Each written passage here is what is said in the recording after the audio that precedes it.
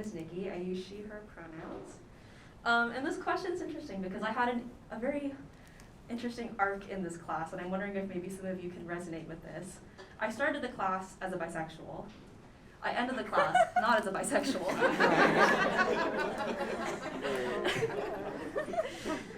And I'm straight. No, I'm kidding. I'm not straight. Like, imagine. But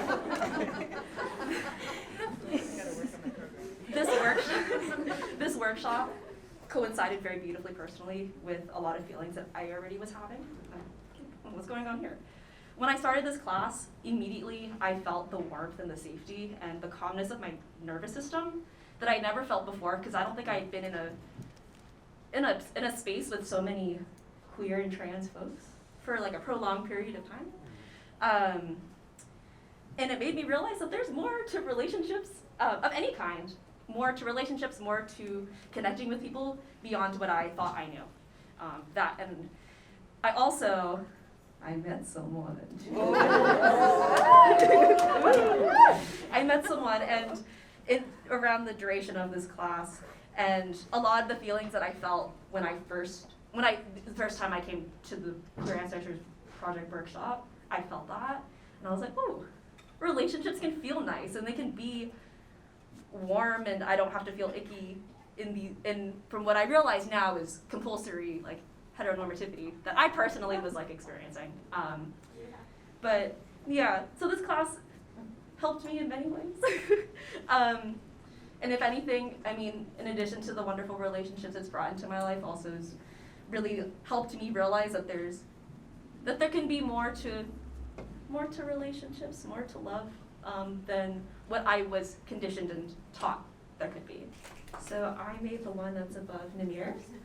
The title is something to the effect, I love how I don't know the title, but it's something to the effect of, it was time to teach them a lesson, time to show them a thing or two. So for those who are familiar, this is a direct reference to Carrie, which is a novel by Stephen King, and also there are some film adaptations.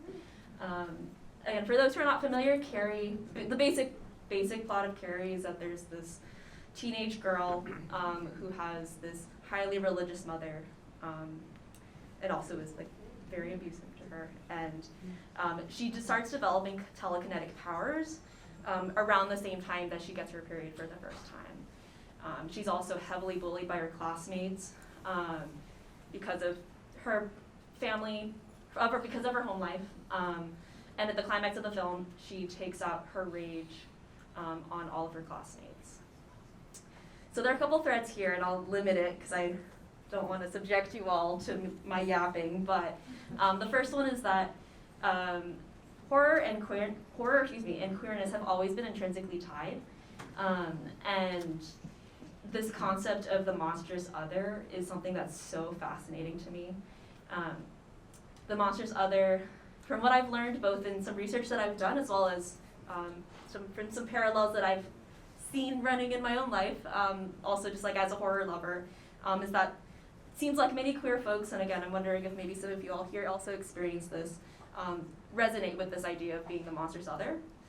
And there's something really powerful about being able to reappropriate that concept of the monstrous other being prescribed to you, and then being able to be like, yeah, I am like a monster, and here are the ways that I'm awesome because of that.